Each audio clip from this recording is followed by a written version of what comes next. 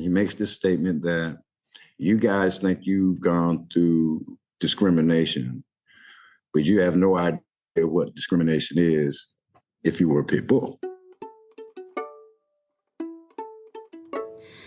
Animal lovers, welcome back to Rescued by a Dog, the podcast about dogs that have actually saved their owners' lives. I'm Laura, host of the podcast, and once again, I'd like to ask for your help if you love this podcast as much as I do. Can you give $5 to help keep Rescued by a Dog going? There are two easy ways to do this. First, you could Venmo me $5 or whatever amount you want to send at the handle LauraBama. That's Laura, B as in boy, A, M as in mother, A. Or you can go to patreon.com/Rescued by a Dog podcast. Again, that's Patreon, spelled Patreon, so patreon.com/Rescued by a Dog podcast. When you join the Rescued by a Dog community on Patreon, your $5 a month will help me to continue sharing these beautiful, uplifting stories. Today, you're going to hear an unbelievable, epic story that you're never going to forget from my new friend, Andre. Hello? Andre? Hey, how you doing? All right, how are you? All right. All right. There's a lot of mess. Okay. Your hair looks good. Oh my gosh, that's funny. Let's get started. Andre, why don't you tell me the name of the dog that we're going to talk about today and what do they look like? Well, I guess the dog that we're going to talk about today, which is, it's almost hard to talk about just her, but Chloe would be the dog that I would be talking about today.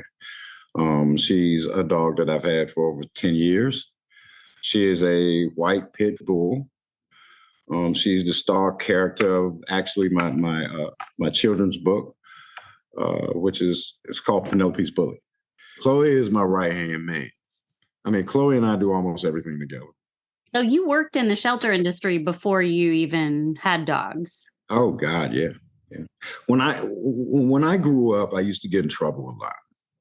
And part of the reasons I worked in shelters was because it was court order. I know it is. And I'm not shy about that, because if not for that, I would not be here. I would not have probably ever taken in Chloe or the many animals I helped. So at 13, my mother moved me out of D.C. into Maryland, and there was a lot of drug dealers and all this stuff in our neighborhood, right? And I didn't have a lot of friends. I was a fat boy. People teased me, they bullied me. So I didn't have a lot of friends. But what I did have was money, because I would always hustle, and I would buy chicken wings from a Chinese place. And when I'd walk around the neighborhood, I'd be feeding these dogs chicken wings while I'm eating them. And what I didn't realize was most of these dogs I'm feeding were drug dealer dogs. They were dogs from drug dealers.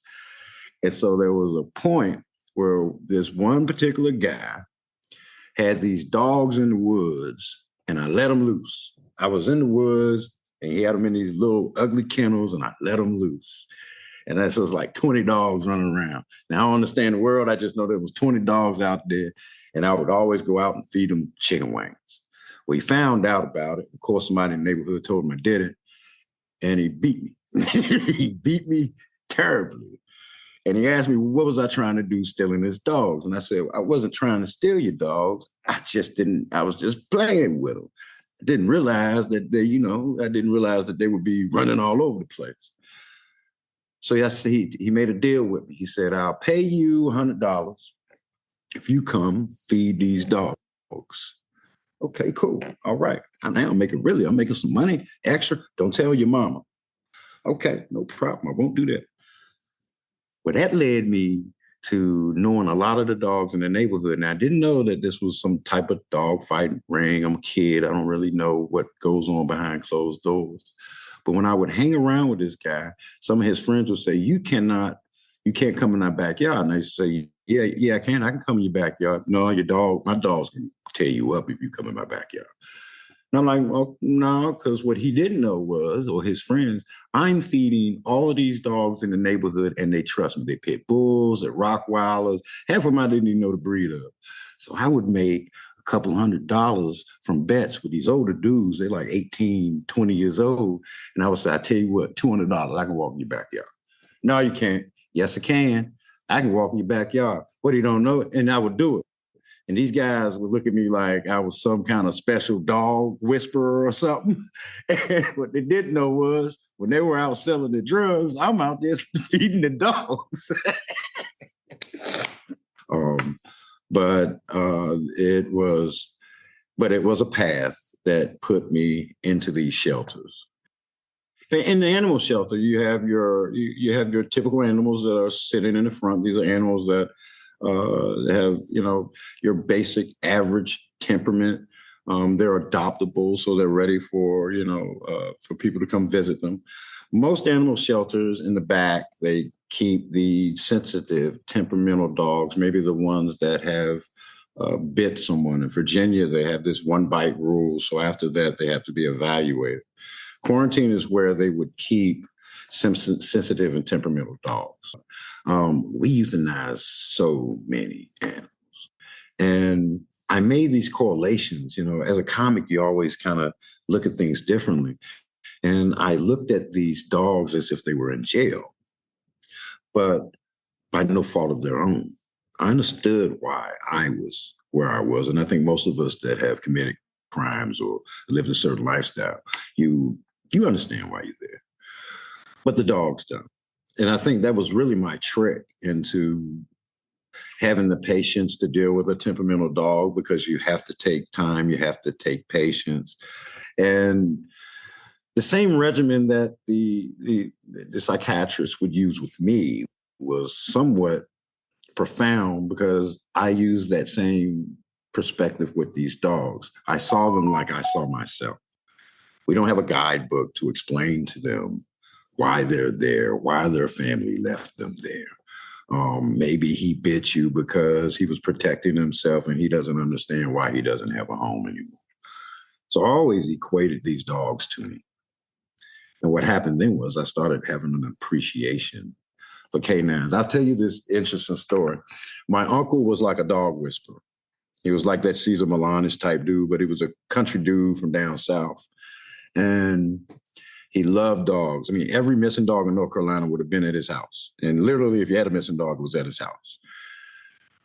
When I was maybe 5 or 6 years old, he had a rack of puppies, and I picked a puppy up and I held it up in the air like the Roots movie. And I was a little kid, and I tried to throw the puppy in the air, and the puppy fell. And it screamed, it yelled, and my uncle was pissed. Ever since that day, that stays with me. I always had this, I need to make up for that. That's one thing I think I did find sympathy for. Because of that puppy, I think it put something in my mind that I have to make up for that. To this day, I still haven't got over that puppy. I'm 52 years old. But I have to say, once I started getting in trouble and the courts were kind of saying, what are you going to do for your community service? I always pick shelters. Was there a dog that changed the course of your career? Was there a moment when you realized that this was worth getting your life together for? God, that is such a great question. And I think that's why I said it's so hard for me to kind of like pinpoint one dog.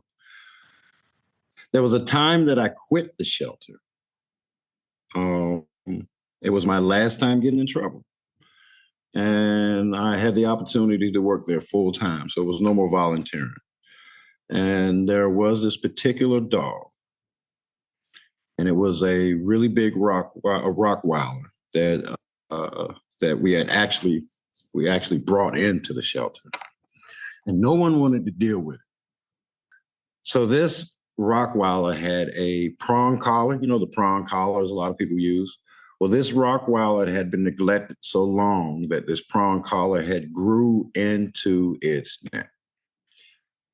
So no one wanted to deal with it, and it was almost to the point where they were ready to euthanize this dog because no one felt they could deal with him. He probably was 160 pounds. It was a really big Rottweiler. Had to be mixed with something. So every time that I would walk past his cage for 2 days, I would sit down at the cage. I would not use any words. It's something my Uncle Jerry taught me. God, I'm getting emotional on that. See, I shouldn't be emotional. The people listening should be. But my uncle had these lessons that I learned on how to deal with dogs. And one of them was no words, be patient. It would take its time. So one day I'm sitting in front of this dog's locker and his kennel, and he actually moves up towards the cage. And I never engaged him. I never really, I engaged him, but with a presence, not necessarily an interaction. He finally leaned up to the cage long enough for me to get my hand through the cage and try to work one of the prong collars out. And there was scab and everything in it. There was a little bit of blood and raw tissue. And he let me take one off, but I was trying to be real careful. This was a really big dog, and in quarantine, you were working with the worst sometimes. Once I realized I got that one prong off, I opened the cage door just to see if he would allow me to come in. He allows me to come in. No growling, no like quick reactions. So I sat down and just sat there, just wanted to be a presence, but I wanted to be a positive presence. The dog comes and lays on my lap.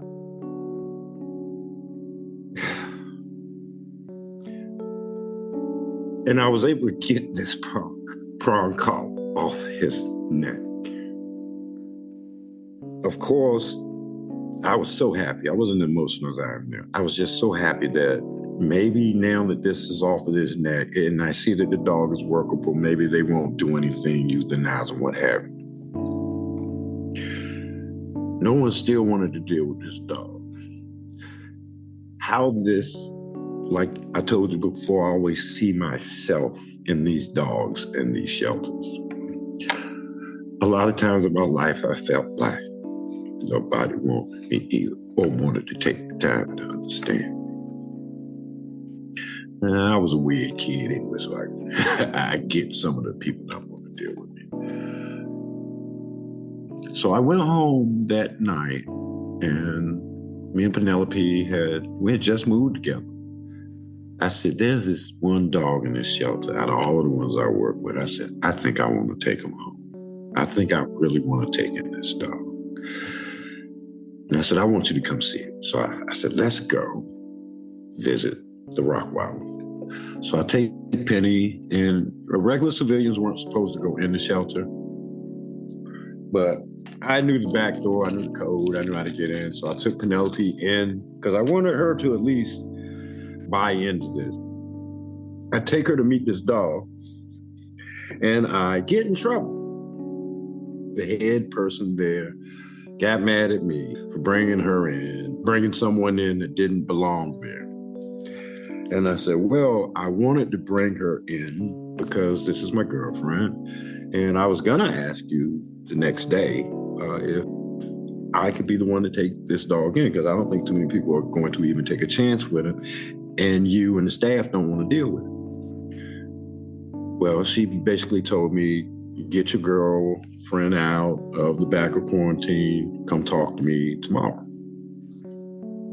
I go back the next day to euthanize this dog.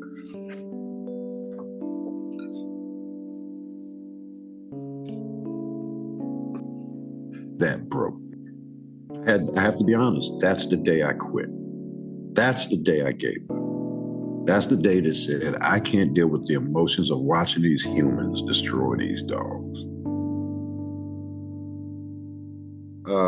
I gave up on dogs right at that moment. A couple of years later, Penelope lost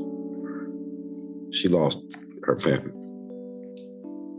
And in their home, they had this dog that hated this dog hated this particular dog named was Peaches. Peaches was half chow, half shepherd. No one really knew what Peaches was, but it was one of these dogs that their family loved.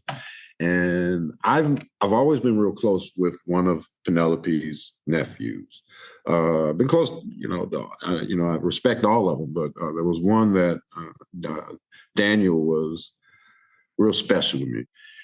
And one day he comes over to my apartment, and he brings Peaches over.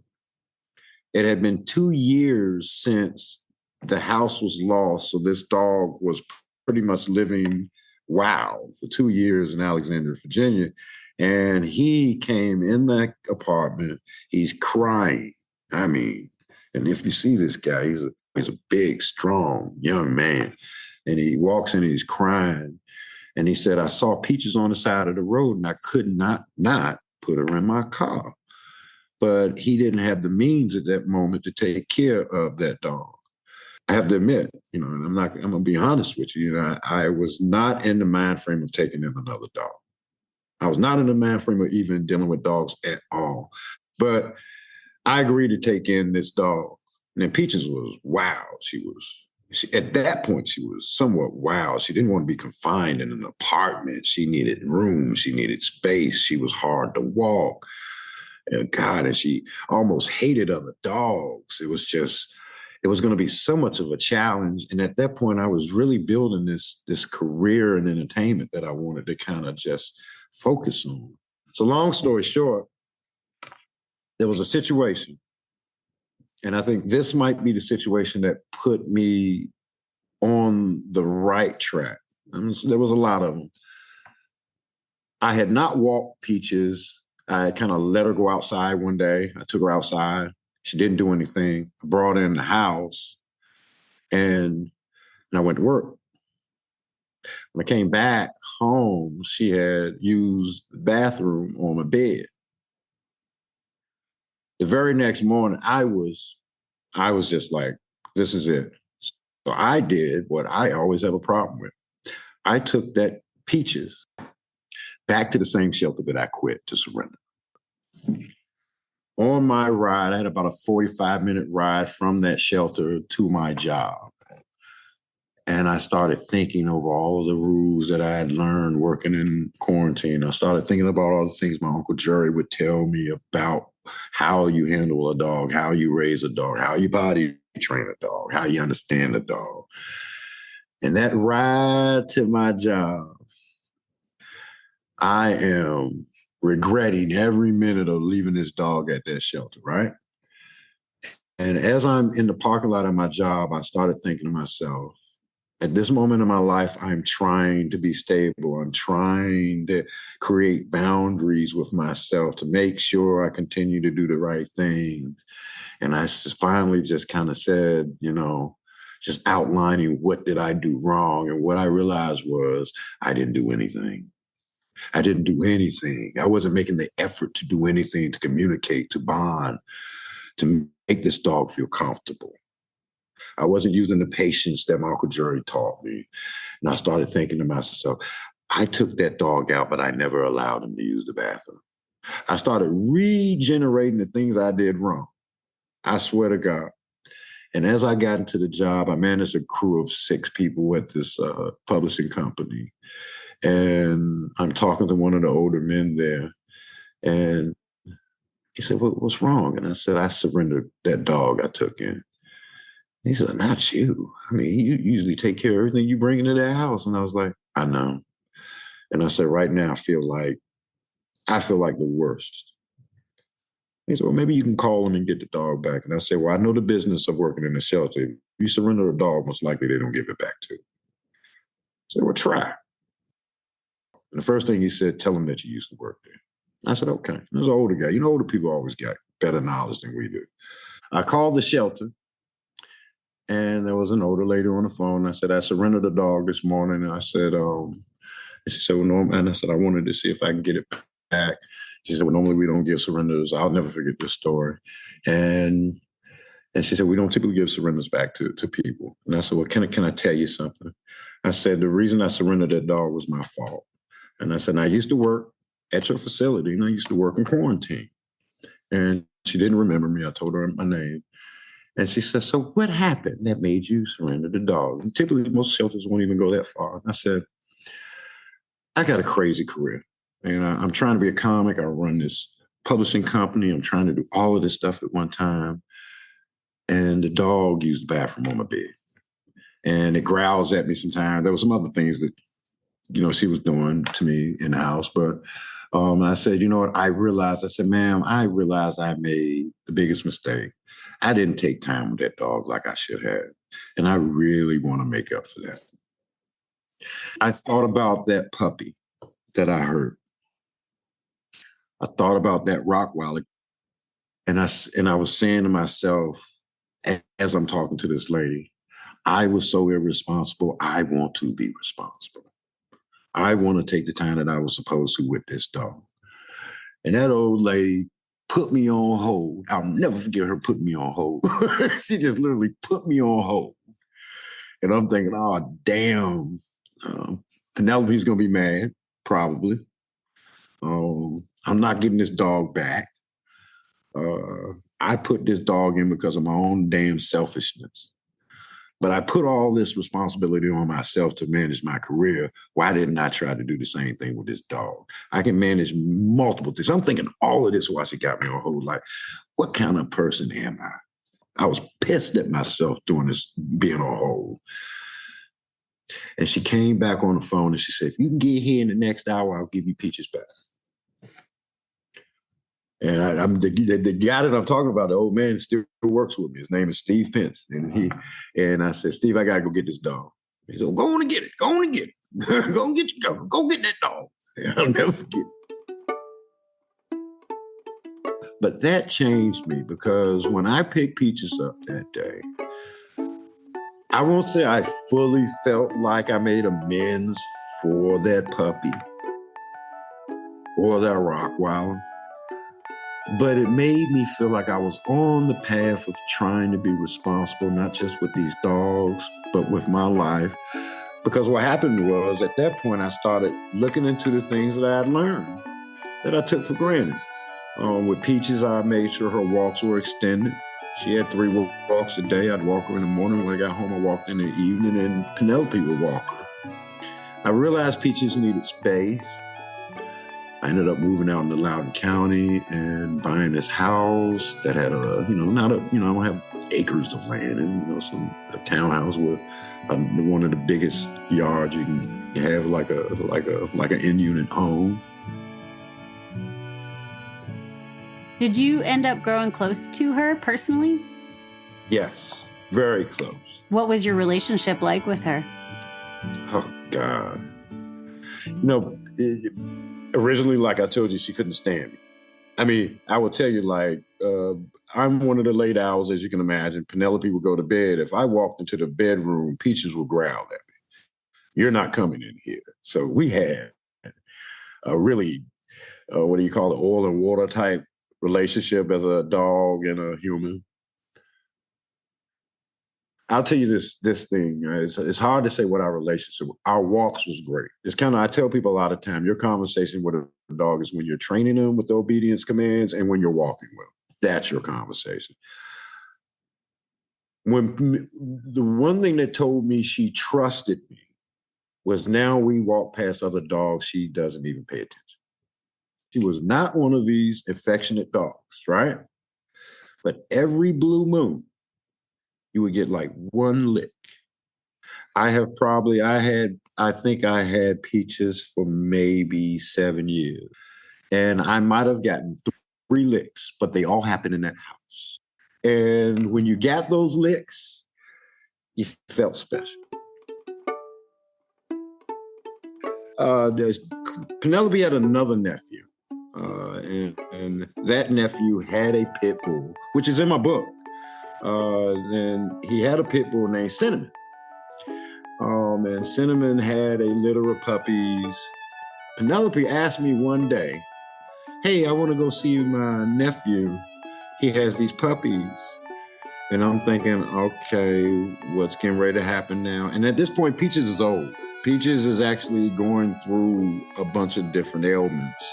She probably didn't have that much time to go, much time to live. So she said, hey, let's go see these puppies. I'm thinking, okay, we're not bringing any dogs home, right? I'm thinking that. And we get there, and I'm in this room full of puppies. There was this one sleeping puppy, and Penelope is literally trying to convince me to take this little puppy home.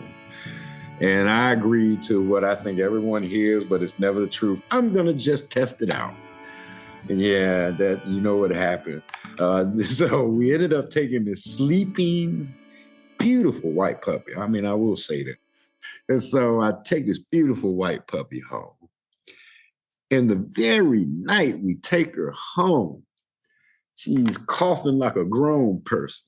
And, and we had to take her to the vet. And I'm like, we're already spending money on this puppy. The end of the week, the day we supposed to take her back, I'm like, well, we got to take her back. And Penelope's like, well, no, let's keep her. And I'm like, we don't need another dog. And I swear to God, I can still remember Penelope sitting on one end of the couch, starting to cry. And Chloe, and imagine this is my first, interaction with this dog one week. It almost looked like she's looking one way crying and Penelope's looking the other way crying. And I'm sitting there looking like, okay, maybe I'm the idiot. Okay. Okay, we'll keep her.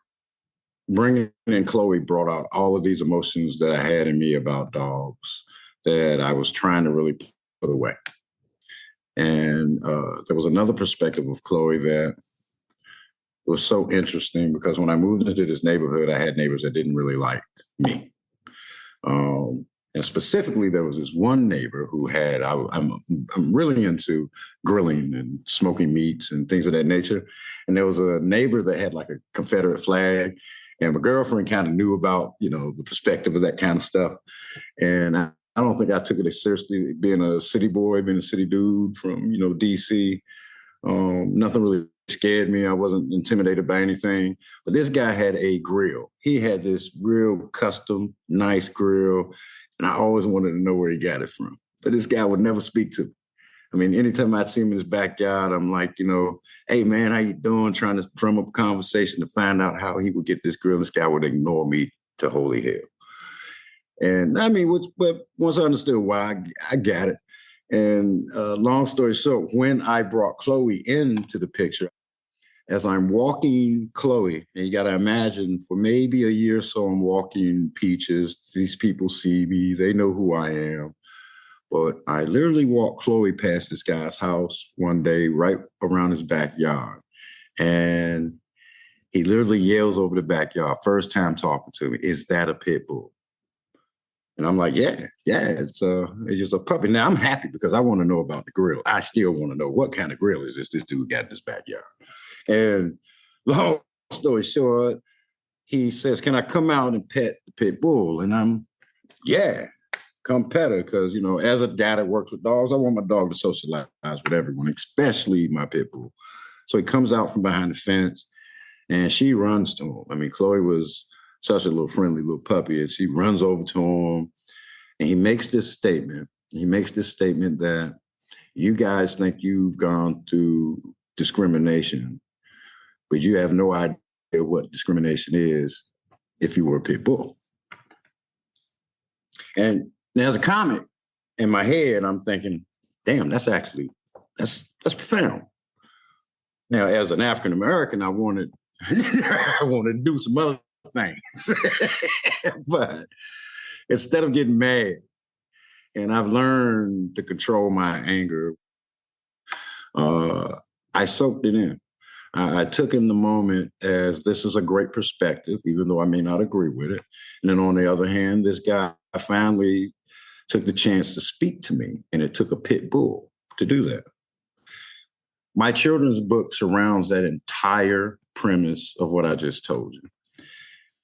And if not for Chloe, I would not be standing in front of you now as a best-selling author. Did you ever have any sort of cordial relationship with that neighbor afterward? It was cordial. You're right. It wasn't. It never grew. But almost every time that he was in his backyard and I walked Chloe, he would come out and I would let him play with her, and we would have conversations, neighborly conversations. Did you find out where he got the grill? No, I didn't. Never found out where the grill came from. It never got to that point. I swear to God. It gave me a perspective though. It gave me hope. It gave me a hope that there's some things that the perception of this dog can build, no different than the perception of me being an African American that's urban. I'll tell you, when I decided to take Chloe in and she started getting older, I said I wanted to do this not just the right way, the best way. And I said, I want to take her through these obedience classes with a professional. No matter what experience I got, I want the best to work with me, work with her, and I want to get her these AKC, CGC titles. I want my dog to have some accolades. So we took her through puppy kindergarten. She did great. Took her through basic obedience. There was these competitions the trainer would have, and there was the stay competition. I think Chloe stayed for like 3 minutes and beat everybody. She went through intermediate training. She went through advanced training. And all of that work was intriguing to me. And the day that we took this next level test was the AKC Canine Good Citizenship title. And I didn't realize, oh God, there's a title. She gets a title, like, a certificate and all that. And the day she passed that test, I'm going to tell you, I felt like, I don't have children, but the day that she passed that test, I felt so, I don't want to cuss, but I felt so proud. I mean, I can't tell you how proud I felt for all of that work we went through. Even though it's fun. I mean, to me, dog training is fun, whether you're taking the class or you're teaching it. I didn't even understand these emotions. It was beyond respect. It was beyond love. It was an emotion that I think only parents probably understand, because I see people being so emotional over, the kids doing something really great. I felt so proud. It's almost like she won the world award. But I was also kind of proud of myself,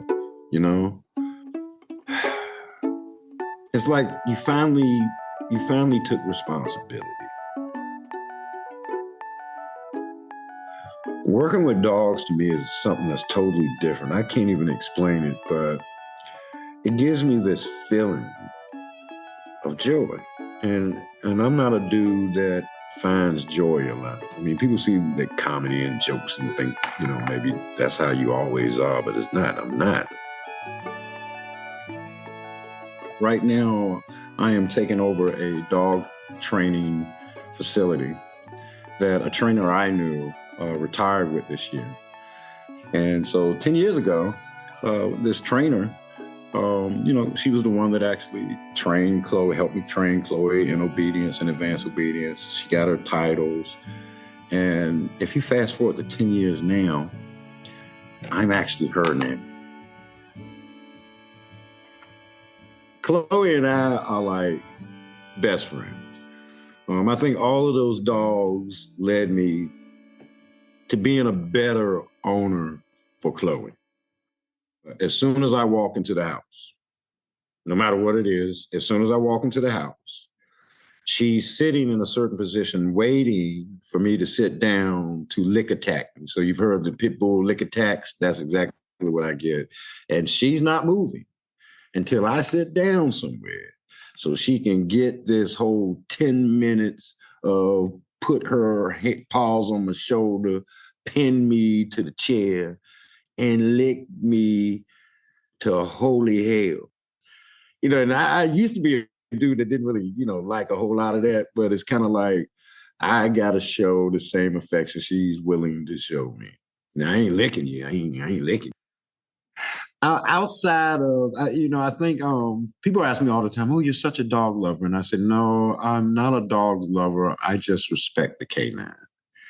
And I always kind of, I say that because I want to put that burden on me to be responsible, not because of my feelings, but because that's what you're supposed to do. And I'm an animal person. I work with animals. And so I want my respect to mean way more than love. Okay. So first off, I always said, I'm not a dog lover. I just respect the canine. Right? I don't believe you for 1 second. You love it. Look, and everybody debates that with me. Yeah, whatever, Andre. That's why you took in all them damn dogs. I know. Yeah. And you said she goes everywhere with me. We do everything together. You love her. Yeah. I will admit that I might have some love sneaking inside of there.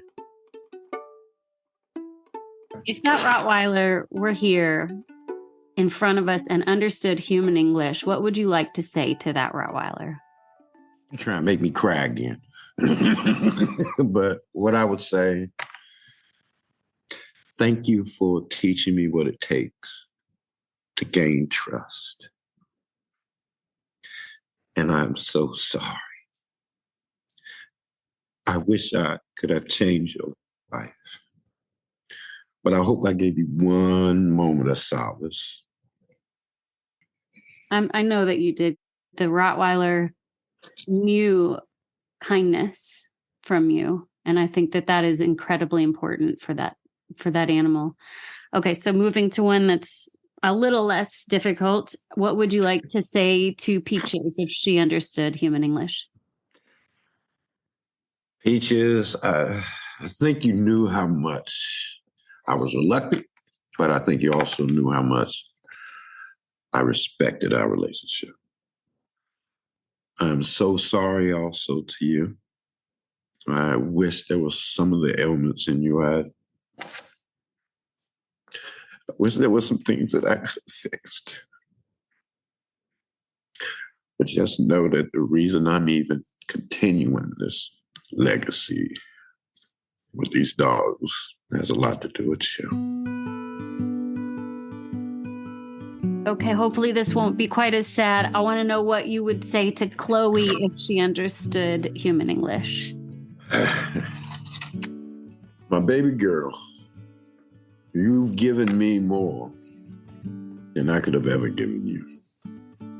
If not for you, I would not be sitting here as an author talking to kids and giving advice on bullying and dogs. And I love you, baby. And I don't think I'll love another dog as much.